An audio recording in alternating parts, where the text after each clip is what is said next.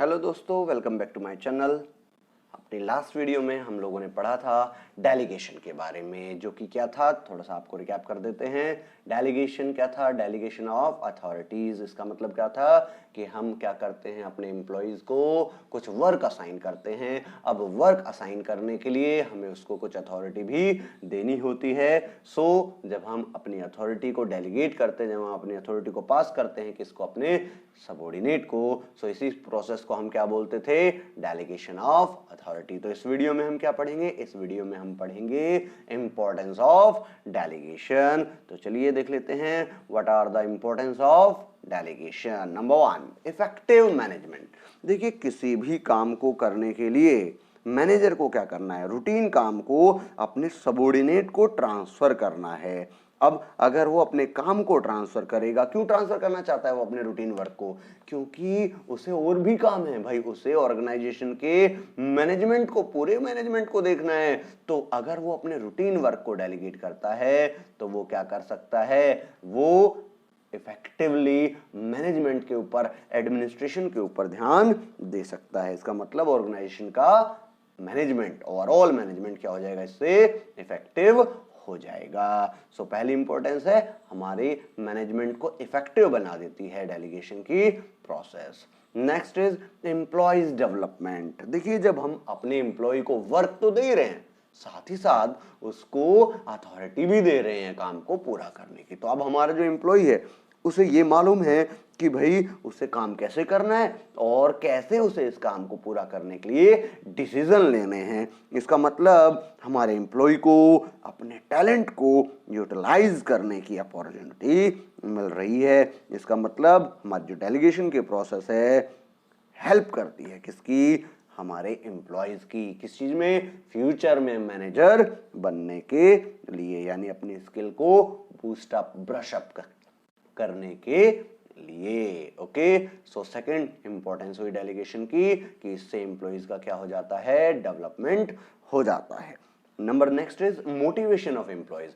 जब सुपीरियर काम दे रहा है, किसको? वर्क दे रहा है, रेस्पॉन्सिबिलिटी दे रहा है किसको? अपने सबऑर्डिनेट को। लेकिन जब वो वर्क के साथ साथ कुछ पावर भी दे देता है, कुछ अथॉरिटी भी दे देता है, तो एम्प्लॉयज को लगता है यार I am a important person, मुझे काम के साथ साथ इस काम को पूरा करने के लिए कुछ पावर भी दी जा रही है। तो इससे जो एम्प्लॉय होता है उसका मोरल बूस्ट अप हो जाता है, उसके अंदर फीलिंग आती है कि भाई हाँ ये मेरी ऑर्गेनाइजेशन है, उसके अंदर ट्रस्ट की फीलिंग आती है कि मेरा बॉस, मेरा सुपीरियर मेरे ऊपर क्या करता है?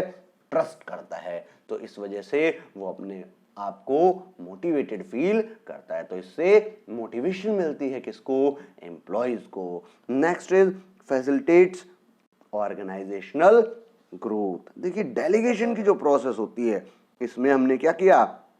मैनेजर ने अपनी रेस्पॉन्सिबिलिटी, अपनी अथॉरिटी दोनों किसको ट्रांसफर किया? अपने सबऑर्डिनेट को।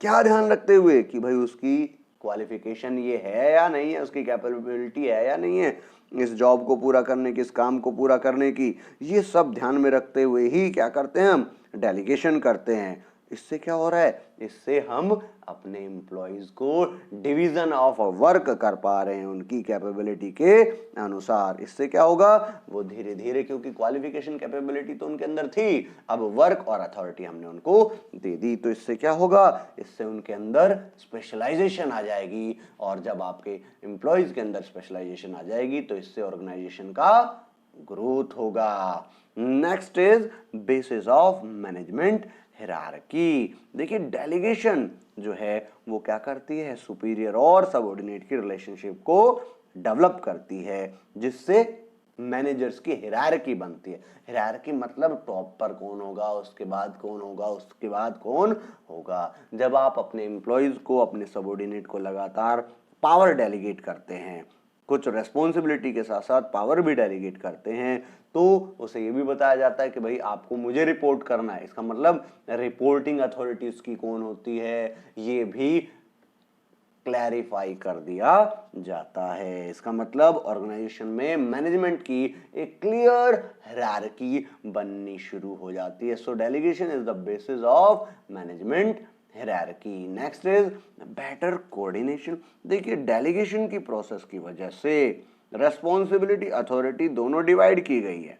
किसको? एम्प्लॉयज को, ठीक है। और उन्हें आंसरेबल बनाया गया कि भाई अगर काम पूरा नहीं होगा तो उनसे पूछेंगे कि भाई क्यों काम पूरा नहीं हुआ, और बीच में भी बार बार उनसे फीडबैक ली जाएगी। इसका मतलब काम की डुप्लीकेसी नहीं होगी और सुपीरियर और सबऑर्डिनेट दोनों के बीच में क्या बन जाएगा? बेटर कोऑर्डिनेशन बन जाएगा, क्योंकि सुपीरियर को सबऑर्डिनेट से काम भी चाहिए और उसको उसने पावर भी दे दी, तो दोनों का एक दूसरे के प्रति रेस्पेक्ट भी बढ़ जाता है, आपस में कम्युनिकेशन भी बढ़ जाता है, तो वो अब अच्छे कोऑर्डिनेशन से काम कर पाते हैं। सो इससे कोऑर्डिनेशन बेटर हो जाता है। Next is it reduces the workload of manager. इससे मैनेजर का जो वर्कलोड है वो घट जाता है। भाई वो रूटीन वर्क को क्या कर रहा है? अपने सबऑर्डिनेट को ट्रांसफर कर देता है और वो मेन जो की इश्यूज हैं उनके ऊपर फोकस कर पाता है, तो वो फील करता है कि उसका वर्कलोड कम हो गया है, क्योंकि उसने अपनी